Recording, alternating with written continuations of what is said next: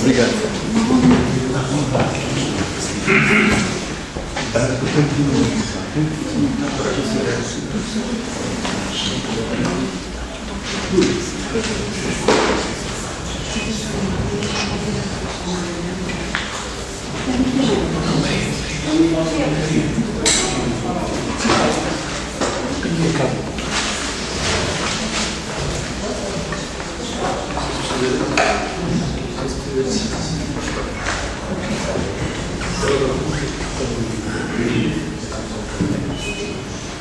Ora, muito boa tarde, ou boa noite. A primeira interrogação, normalmente as apresentações tratam da expressão de convicções a partir da leitura de um livro. Para mim, esta apresentação será mais um registro de perplexidades. E perplexidades que, obviamente, compreenderão quando elas começam exatamente pelo enigma. Eu penso que não será mistério. O Miranda Gomes distingue bem o enigma do mistério, e acho que os enigmas têm explicação, mas os mistérios não, da escolha da minha pessoa, um exilado lá do Supedar, à vida para apresentar este livro. E digo que é para mim uma perplexidade, porque penso que ela não se justificará apenas pelo facto de eu ser amigo e admirador de Pedro Martins.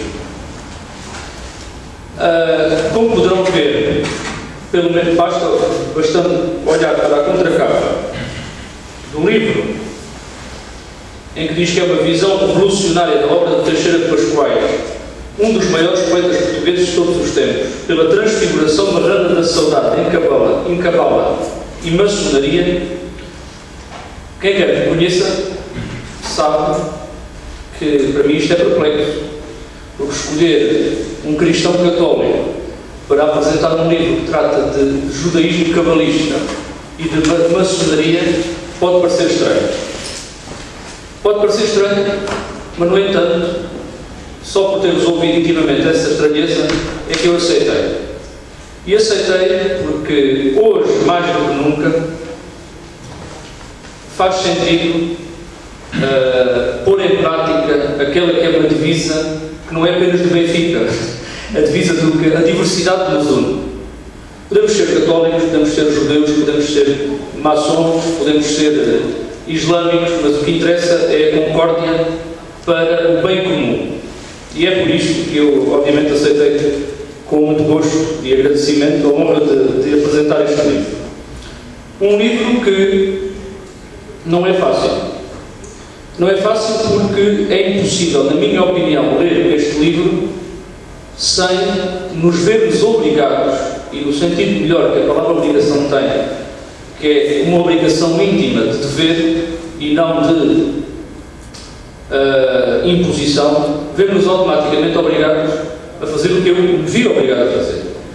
A primeira leitura que fiz do livro, fila, sem qualquer suporte, e automaticamente percebi que nunca poderia falar sobre o livro sem ir ler com a caneta e os papéis ao lado, e deu este quase 20 páginas, sem ler, apontando o Marante do Teixeira de Pascoais.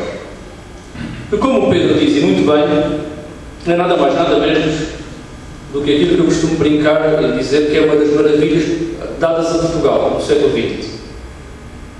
Se Portugal mais nada desse ao mundo, vejam que em menos de 100 anos temos pessoas com a grandeza e o tamanho e o gênio de Teixeira de Pascoais, de Fernando Pessoa, de José Régio e de muitos outros autores que qualquer grande país gostaria de ter na sua literatura e na sua cultura. E nós temos essa vantagem. Dentro da obra do Teixeira de Pascoais, em boa hora tem sido sublinhada, nomeadamente por uma pessoa que não está aqui, mas poderia estar perfeitamente, e que é um dos autores dos textos que enquadram este livro, que é o António Candido Franco. Em boa hora, o Teixeira de Pascoais tem sido sublinhado e posto no seu devido lugar. Em toda a sua obra, este Maranos é, como diz o António Cândido Franco, lembro-me das palavras dele em Sesimbra, um livro cuja hermenêutica dará certamente, e agora se calhar já vai dando, uma biblioteca inteira. Ou seja, já há uma quantidade impressionante de bibliografia, de estudos sobre Marano. O livro do Pedro é mais um, não sendo mais um, já explico porquê, mas de certeza que este livro vai continuar a estimular os hermeneutas, os exegetas, os pensadores, e vamos continuar a escrever sobre ele. E porquê? Porque este livro, Maranos, consegue ser três coisas ao mesmo tempo. Aliás, vamos ver a falar constantemente do número 3. Consegue ser simultaneamente uma teogonia quando fala do nascimento dos deuses, e que deuses estes. Consegue ser uma teodiceia quando fala do mal que todos nós estamos a viver hoje em dia, da sua origem e da sua relação com Deus. E obviamente é uma teologia, ou seja, uma procura da ciência de Deus ou da palavra do Logos sobre Deus. Mas este livro intitula-se Teoria Nova da Saudade. E à semelhança do Teixeira de Pascoais, de Maranos, que é uma teogonia, uma teodiceia e uma teologia, eu penso que esta Teoria Nova da Saudade é simultaneamente três coisas.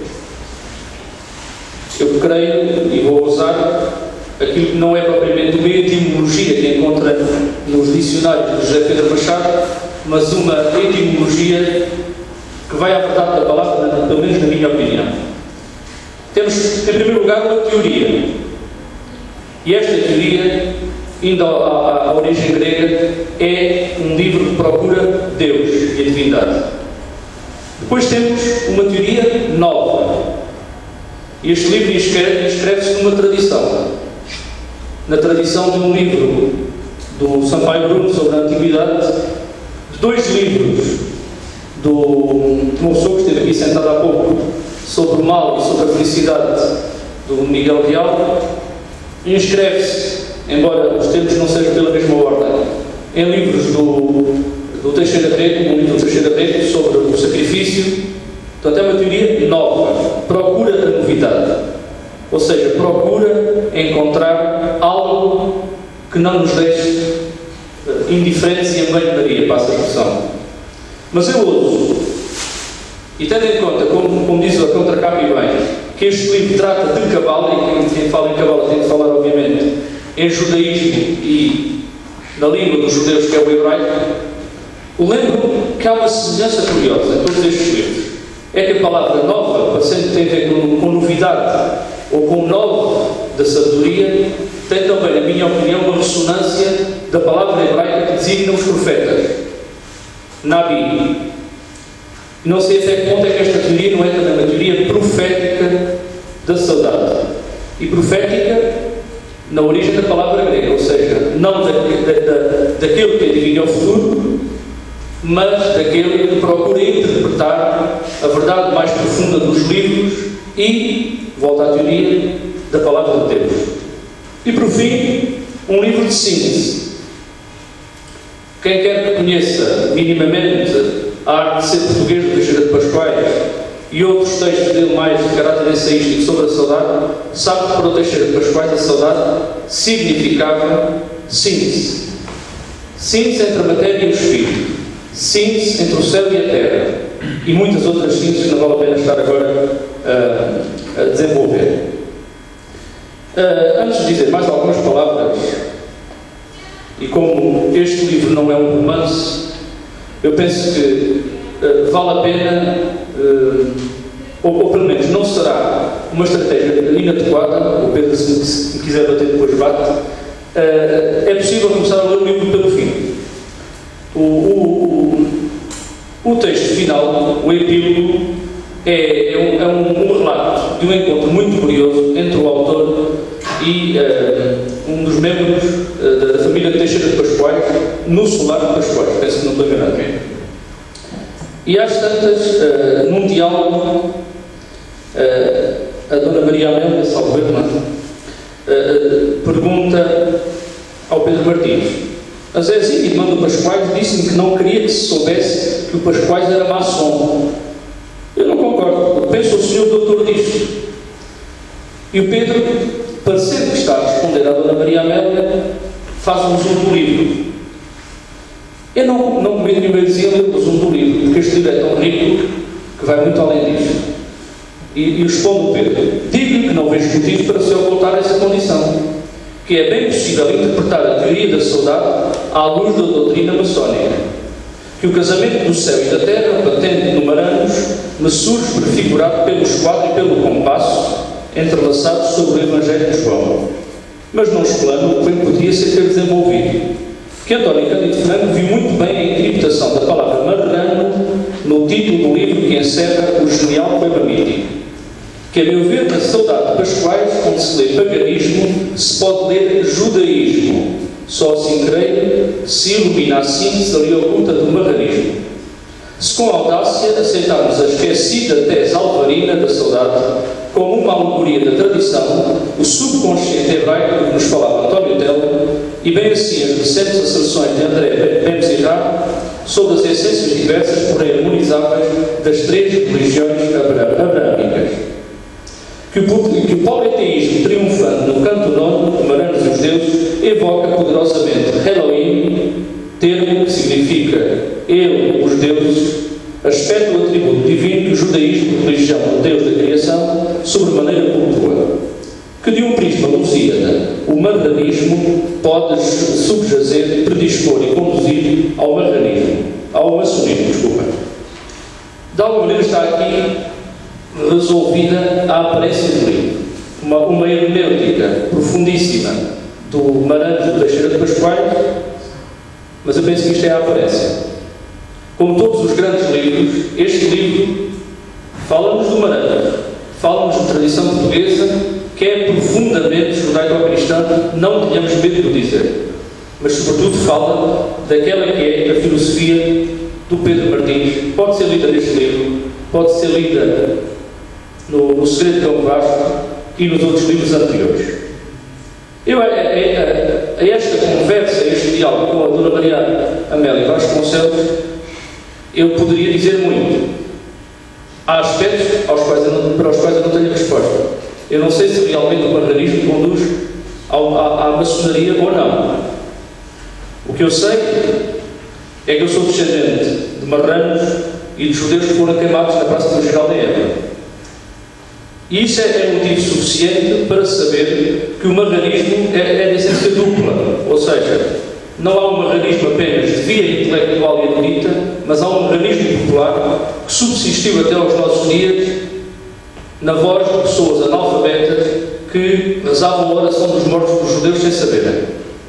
Ou seja, que conduziu a uma religião que, sendo cristã, não era beata, que, sendo católica, não era só católica. Porque, se observarmos com atenção, vimos que era profundamente anticlerical e aclerical e quase prescindia da mediação para chegar a Deus. E sei que esse marranismo está dentro da maior parte dos portugueses.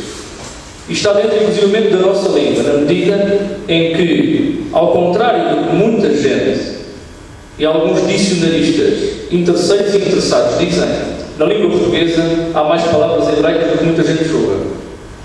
Mesmo quando elas aparecem nos dicionários como sendo de origem obscura. Eu apetece dizer origem secreta ou sagrada, mas enfim. Mas voltando ao Maranos. Eu não vou dizer mais do que o Pedro disse no final do livro. Lembro apenas que ele fala da saúde como expressão do judaísmo, da soledade como expressão do islamismo e da saudade como síntese disso tudo e ao fim e ao cabo como expressão do cristianismo.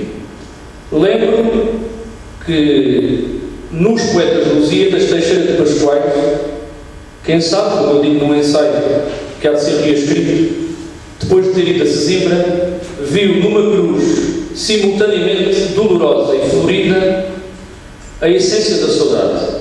Quem alguma vez foi à procissão do Senhor da Chaga em Sesimbra, terra onde mora o Pedro, sabe que essa cruz existe. e sabe que é na síntese que está a resolução dos contrários e a construção de algo mais elevado. Neste livro do Guimarães temos a síntese que é posta na saudade. E eu lembro que, se lermos esse livro com atenção, chegamos facilmente à conclusão que é tudo menos pagão. Ou seja, como dizia o bom escritor italiano Cesare Pavese, os deuses do paganismo são apenas disfarces para algo muito mais ancestral que não tem nada a ver com o paganismo. E a saudade aqui aparece como um olhar com agrado o amor, olhar com agrado o amado e olhar com agrado o rebanho, mas também como a lamentação e também como a expressão do deserto. E o deserto que é, ao fim e ao cabo, o isolamento que todos nós precisamos, o viandante que é o Guimarães e o descanso que é necessário. Em tudo isto é também uma tradução nacional, ou seja, uma tradução do nosso país. A graça tangível que é preciso construindo, ao fim e ao cabo, o bem comum na terra. Porque se não houver bem comum na terra, nunca ascenderemos a algo mais elevado celestialmente, digamos assim. E é bom que se veja que o nome Guimarães, como dizia o António Cândido Franco, com toda a razão, é uma palavra hebraica. Ou melhor, não é uma, são muitas. Ele cometeu um pequeno engano, perfeitamente aceitável, e ligando-se ao Pinheiranda Gomes e ao Samuel Schwartz, dizia que significava aquilo que se converte à força. Realmente, o que o Samuel Schwartz diz, eu felizmente tenho esse livro em casa, é que o Maran, na opinião do pai dele, que era um hebraísta, significava para a vista, ou seja, aquele que se transforma em cristão para ir poder ver. Mas eu, como tenho a mania da etimologia, cheguei à conclusão que o Guimarães é muito mais do que isso. Podemos desdobrá-lo em várias expressões e palavras hebraicas. E são tantas que não vale a pena fazer a lista, mas digo-vos que Guimarães pode significar o mestre da humanidade, pode ser a luz que ilumina o oprimido, pode ser o espelho da humanidade, pode ser a luz que nós contemplamos e um lugar luminoso aqui na Terra. E não nos esqueçamos, e penso que o Peixeira de Pascoais terá tido isso em mente, é que Guimarães faz-nos lembrar, curiosamente, o nome, o sobrenome, desculpem, de Virgílio da Eneida, que é nada mais nada menos do que Maronis, de Maro. E lembramos, e é importante, que Virgílio escreveu as bucólicas, como sabem, e nas bucólicas procurava, não se espanta, o regresso ao paraíso, outro título do livro do Teixeira de Pascoais. Portanto, temos aqui uma teologia que procura o regresso ao paraíso, através da síntese entre o céu e a terra, que representa a saudade, e através de uma relação muito próxima com essa figura absolutamente extraordinária que é a Eleonor. Eleonor é outra palavra hebraica, outra expressão, que significa a luz divina, o poderoso que brilha, o subir da luz, ou seja, a estrela, que é outra expressão que significa o refúgio de Deus. Depois disto tudo, penso que não haverá dúvidas que este livro trata de profecia. A profecia de Teixeira de Pascoais e depois, através da leitura do Pedro Martins, a profecia dele próprio. Concretizar-se-á? Não sabemos. Não há aqui uma procura do futuro enquanto determinação. Há, sobretudo, a procura de uma reta interpretação de um livro. A determinado ponto, tanto no livro, obviamente, como no Guimarães, há aqui, e sublinha-se muito bem, a referência a uma coluna de fogo. A uma coluna de fogo que a saudade diz que será para o Guimarães. E já vimos que o Guimarães é o espelho da humanidade, portanto a saudade será uma coluna de fogo à cabeça e guiando a humanidade. O Pedro Martins, que é um homem muito atento, obviamente percebeu, embora haja aqui outras ressonâncias, que esta coluna de fogo vem do Antigo Testamento. É que este livro, do princípio ao fim, está semeado de duas coisas. Ou não fosse ser um livro de síntese, de referências ao Antigo Testamento, e temos a parte do subconsciente judaico, subconsciente para nós, que eu estou convencidíssimo que para o Pascoais não era nada subconsciente. em simultâneo está semeado de referências cristãs, nomeadamente marianas. Toda a construção da figura da saudade é baseada num dos textos litúrgicos mais importantes do catolicismo e do cristianismo, que são as chamadas litanias da Virgem. Inclusive, dá-se a coincidência que quase todos os atributos que são dados à saudade são atributos que tradicionalmente são dados à Nossa Senhora nas litanias da Virgem. Convido-vos, por exemplo, um dia destes, a passarem por Setúbal e a verem no Convento de Jesus os azulejos do século XVIII com as litanias da Virgem, que não só as têm escritas, como as têm magnificamente representadas e cuja interpretação, igualmente magnífica, foi feita por Dalila Pereira da Costa. Mas estava a falar da coluna de fogo. E para mim esta coluna de fogo é quase o centro do livro. E eu leio exatamente as palavras do livro do Êxodo, onde o Teixeira de Pascoais foi buscar. Diz assim: E Deus desviou o povo para a estrada do deserto, do mar dos juncos. Preparados para combater, os filhos de Israel subiram da terra do Egito. O Senhor caminhava diante deles durante o dia numa coluna de nuvem para os conduzir na estrada, e de noite numa coluna de fogo para os alumiar, para que pudessem caminhar de dia e de noite. A coluna de nuvem não se retirou de diante do povo durante o dia, nem a coluna de fogo durante a noite. Reparem bem, de dia temos a coluna de nuvem que conduz o povo de Israel, ao fim e ao cabo somos todos nós. E lembro que uma das representações da divindade na mística medieval é exatamente a nuvem cuja dissipação se tenta, mas nunca se consegue. E de noite temos a coluna de fogo que nos alumia. Ou seja, este livro trata de duas coisas fundamentais. Eu não consigo separar amarantos do próprio livro, ao fim e ao cabo. Trata-nos de nos fazer levar a encontrar no mais íntimo de nós a coluna diária, diurna, que nos conduza, e a coluna de fogo noturna que nos alumia. Para isto é preciso, como lá diz, passar pelo deserto. É curioso, uma das coisas que mais me impressionou neste certo, que influenciou o Pascoais, é que não dizem que o povo teve de passar pelo deserto. Não diz, Deus desviou o povo e fez-o passar pelo deserto para subir da terra do Egito. Ou seja, o caminho não só passou pelo deserto, como obrigou uma subida da terra do Egito para algo mais elevado. Penso que é esse o caminho que nos é proposto. Há três termos, e há pouco tempo discutia com o Pedro, e sei que eram bastante caros ao Álvaro Ribeiro, um autor que também é bastante caro ao Pedro Martins. Há três termos que também orientam e estruturam este livro. Dois são muito evidentes: é o amor e a esperança. Amor e esperança. São duas virtudes, como se lembra. Caritas, é o amor, spes, a esperança. Falta a terceira, que é a fé, e que está lá expressa. Nada mais, nada menos que a fé de Teixeira de Pascoais na saudade, como, ao fim e ao cabo, a religião de síntese que nos faz encontrar a tal coluna de fogo. Para isso é preciso valorizar a matéria, mas também valorizar a esperança que é imaterial. E para isso também é preciso enfrentar com muita decisão os combates que são precisos levar a cabo. O Pedro termina o livro contando a história que encontrou no livro sobre maçonaria de um tal Nunes, um bocado troca-tintas, que andava a vender uma falsa maçonaria em França, se não me engano. Também temos que enfrentar, pegar o boi pelos cornos, não só as falsas maçonarias e contra-iniciações que o Pedro, aliás, fala. Todos os simulacros que hoje em dia estão a destruir a nossa, não é só a nossa existência. Essa é mais do que evidente. A nossa vida, que é muito mais do que a existência. E se só o fizermos e formos capazes de fazer o que o Pedro fez, que é desdizer aqueles que dizem e têm certeza, quando é exatamente na convicção, que este livro é de convicções, não é de certeza, que está o mais importante. Normalmente as convicções não têm medo da discussão infinita.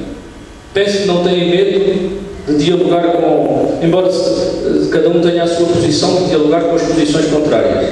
Normalmente as certezas conduzem à destruição e dão terrorismo, dão inquisições e outros males que todos nós conhecemos, entre os quais, no nosso caso, é que entre o século XVI e o século XIX tivemos inquisições e autos de fé. Infelizmente, nós neste momento, mesmo nos lugares do espírito que deveriam ter outra caminhada, vivemos autos de gente sem fé. Passo a palavra ao Pedro, muito obrigado.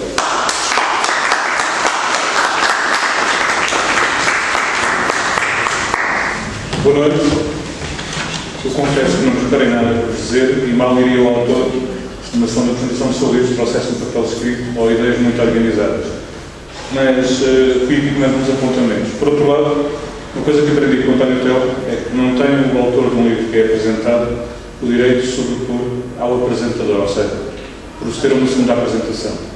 Portanto, eu não vou falar sobre este livro, que irei nota de saudade, exceto num ou outro ponto em que poderei entrar em diálogo com o Rui a partir de notas que ele suscitou. Nessa medida, parece-me lícito conversar. Isto muito brevemente, a hora já vai adiantada. Eu queria, sobretudo, fazer aqui alguns agradecimentos a amigos. Ao Miguel Real, que há pouco esteve aqui connosco, por várias provas de grande amizade que me tem dado, e este prefácio que ele escreveu para este livro não é, de certo, a menor delas. Alexandre Gabriel, que persiste, resiste, insiste num esforço hercúleo, heróico, de grande dignidade, em editar magnificamente em Portugal. Obrigado, Alexandre. Ao Renato Epifânio, que já completou a primeira volta, o primeiro círculo da espiral da nova área, onde os números está agora a entrar no segundo círculo, e seguramente chegará ao número 100, como tanto almeja, e que no que diz respeito à criação da nova área, onde este livro é editado, já passou os 40 e certamente também chegará aos 100. Obrigado, Renato. Depois, um agradecimento muito especial ao Rui por esta magnífica apresentação que hoje nos trouxe, que é mais uma conversa que reflete muitas conversas que tivemos anteriormente e que promete conversas que teremos no futuro. Agora, o Rui hoje sai aqui com uma incumbência e com uma responsabilidade, que é de passar para um ensaio, porventura, esperemos que sim, para um livro, as reflexões que Guimarães, que a Teoria Nova da Saudade, e que antes disso o Cândido Franco e Pedro Cimo lhe trouxeram. E é bonito e belo imaginar este livro do Teixeira de Pascoais, que é um livro profético, um livro de revelação, ao fim e ao cabo, como objeto daquilo que poderá ser um conjunto de comentários à maneira dos Zohar e dos cabalistas, acrescentando sempre uma nova interpretação e uma nova e um novo sentido possível. É possível que isso se forme a partir do Guimarães. Portanto, o Rui hoje deixou-nos aqui pistas e trilhos muito interessantes e muito fecundos que eu desejo, sinceramente, que possam resultar num novo livro sobre o Guimarães e sobre o Teixeira de Pascoais. Depois, referir aqui outros dois amigos que estando ausentes, estão presentes, e esse é o sortilégio da saudade.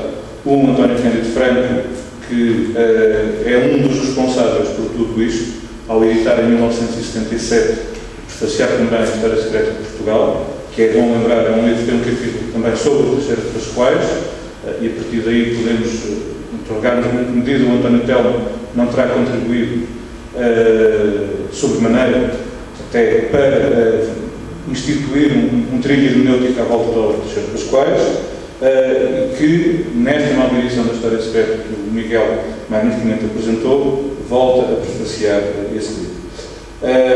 E por último, o António Cândido Franco, que é outro dos espíritos com quem eu dialogo neste livro, talvez aquele com quem eu mais dialogo, com quem eu mais concordo, e que eu procuro dar continuidade em pistas que ele tinha assinalado no seu livro 92. E agora, para falar da suprema presença, da suprema ausência do António Telmo. Eu queria aqui, sobretudo, fazer uma pequena clarificação do António Telmo, assinalando alguns pontos que algo que pude aprender com ele. Eu acho que o Miguel Real disse o essencial, o mais importante que há a dizer sobre o António Telmo. Aliás, ele já tinha escrito num ensaio que vem num livro de 2010, sobre o pensamento que fez contemporâneo, quando define o António Telmo como um aristocrata do espírito em tempos de poder. E, de facto, se há características que definem o António Telmo são a coragem e a dignidade, valores que com ele aprendemos e que por vezes temos que pôr em ato. Eu lembro-me que quando cheguei ao grupo era uma pessoa cheia de certezas, de negações, de afirmações perentórias e levei valentes sovas do António Telmo, sovas espirituais, entenda-se, e psíquicas, não sovas corporais. Uma coisa que o António Telmo nos fazia ver era de que não pode, não deve, não tem o superior de se adequar ao inferior, mas é o inverso que tem que acontecer, ou seja, é o inferior que tem que se adequar ao superior. Portanto, está aqui uma visão hierárquica, uma visão tradicional, que é uma visão aristocrática. Por outro lado, o António Telmo lembrava-nos que a autoridade é ser-se autor, e que essa autoridade, esse ser-se autor, é ser autor de livros. E aqui eu trago à ideia, trago à mente um provérbio que é eminentemente judaico, embora seja português, que a árvore se conhece pelos frutos. Quer pela imagem da árvore, quer pela imagem dos frutos, que nos remete para a festa das primícias, para essa ideia de produção e de criação que é tão própria do judaísmo, que fez um livro a partir de Deus em podemos ver como este provérbio é eminentemente judaico. Este era um provérbio, é uma frase que o António Telmo constantemente lembrava: a árvore conhece pelos frutos. Mas quando o António Telmo acentuava estes aspectos, este aspecto da autoridade a partir de ser-se autor de livros, ele não estava a querer impor-se, a afirmar um ego, uma vaidade, um orgulho. Não, ele estava-nos a exortar, a interpelar, a desafiar para que também nós criássemos, para que também nós apresentássemos os frutos de um trabalho que assegurasse continuidade a uma, não digo a uma escola, mas a uma tradição. E nesse sentido, o António Telmo mostrou um sentido imenso de responsabilidade, de persistência e de resistência, enfim, que eu modestamente tenho procurado continuar. Digo continuar porque não me considero um discípulo de António Telmo, mas um continuador, pela razão de que o António Telmo não aceitava ou não reconhecia discípulos. Considerava-se um amigo mais velho, que tinha outros amigos mais novos, que poderia ajudar, que poderia orientar, às vezes por alusões subtis. Isso aconteceu no primeiro livro. Eu recordo-me que, quando estava a escrever Anjos e Sombra, faz agora 7 anos, o António Telmo, em novembro, dezembro de 2006, muito discretamente, muito levemente, me disse: você devia ler o Paradoxo do Monoteísmo, do Henri Corbin. Eu, por felicidade, tinha comprado uns meses antes em Paris, mas na altura não liguei. Quando o livro estava prestes a ir para o editor, aí em maio de 2007, algo me levou a ler o Paradoxo do Monoteísmo. Então eu entrei no Paradoxo do Monoteísmo, que é um livro absolutamente desconhecido do Corbin, Pedra de Fecho do Anjos e Sombra. Que algo me faltava para poder dar àquele livro uma consistência que ele até então não tinha. E nessa altura percebi a referência leve, a alusão do António Telmo, algo em que ele, a meu ver, seguiu o ensino do Álvaro Ribeiro.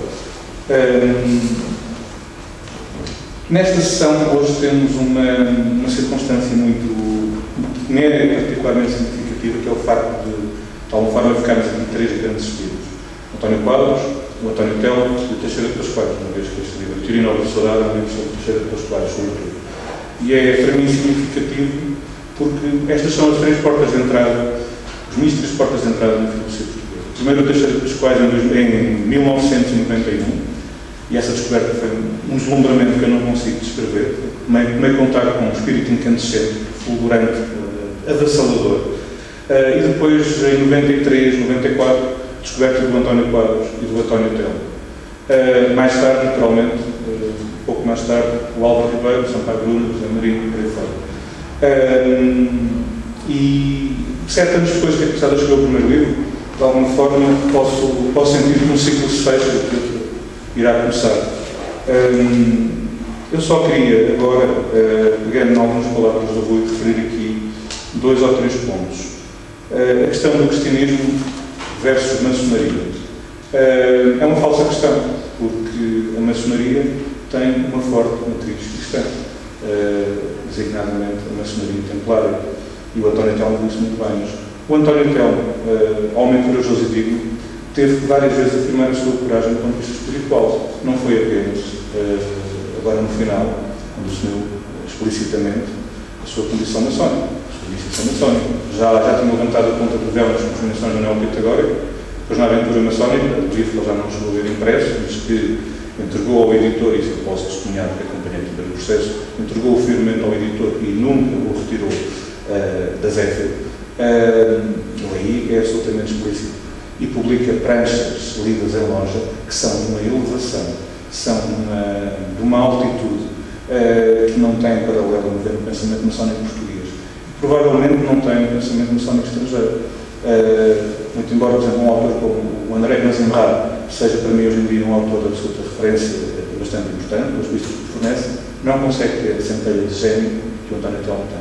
Poderá ser um autor extraordinariamente didático, muito bem informado, com grande lucidez, com visões muito importantes e que nos trazem novidade, mas não consegue atingir aquela altitude máxima do Marano, que o António, que o Teixeira dos Quais de alguma forma nos dá no seu livro. O António Telmo teve esta coragem de assumir perante os seus confrades a maçonaria num patamar muito elevado, um patamar de grande dignidade, mas antes disso teve a coragem de assumir o seu cristianismo marrano, a sua condição de cristão, que é também filho de gente de nação, António Telmo era descendente de gente de nação. Essa é outra coragem importante de assumir. Depois a coragem do cabalista, que está associada a esta. A coragem dessa condição marrana, que ele assume em 2007, explicitamente, num prefácio ao livro da Revolução do Terceiramente. Portanto, todo o trajeto de António Telmo é o trajeto de quem afirma corajosamente a sua diferença, a sua distinção do ponto de vista espiritual, sem nunca cortar laços ou pontos católicos, com islamitas, com judeus, com ateus, com agnósticos. Tudo isso está no itinerário da viagem de António Telmo. Portanto, para mim, isto não tem qualquer confusão. Ter convidado o Rui Ventura, com quem dialogo constantemente, continuarei a conversar sobre temas do sagrado, sobre temas filosóficos, religiosos, porque, independentemente das diferenças que possamos ter, teremos alguns no plano teológico, temos muito mais em comum, é muito mais aquilo que nos une, que nos aproxima, do que aquilo que nos separa.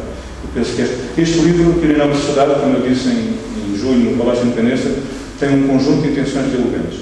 E essa é uma delas. É para dialogar a religião católica, a Igreja Católica Romana e a maçonaria. Não há nenhuma razão para que isso algo não se faça.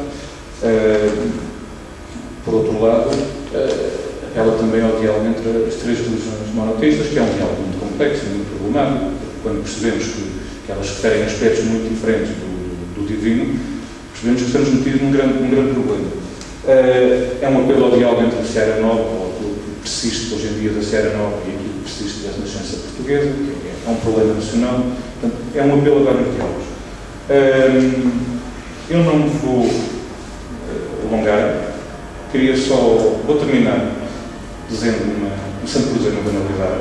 Nestes últimos dias pensei muito no António Telmo, mas pensando no António Telmo, lembrei-me de uma divisa que certamente iluminou o seu caminho, muitas vezes, e sobretudo nos últimos anos. Uma divisa, uma frase que podemos encontrar associada a uma imagem, e nessa medida é uma legenda. A imagem de uma coluna que, estando quebrada, se mantém o seu prumo vertical, firme na terra, e que divisa é essa, que em latim se diz ad stat, e que em português traduz contudo está de pé. Muito obrigado.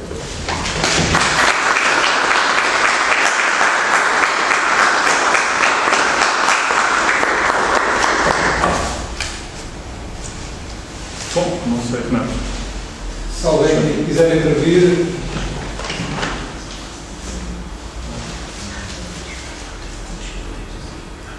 Está por encerrado. Tá? Ok. Obrigado.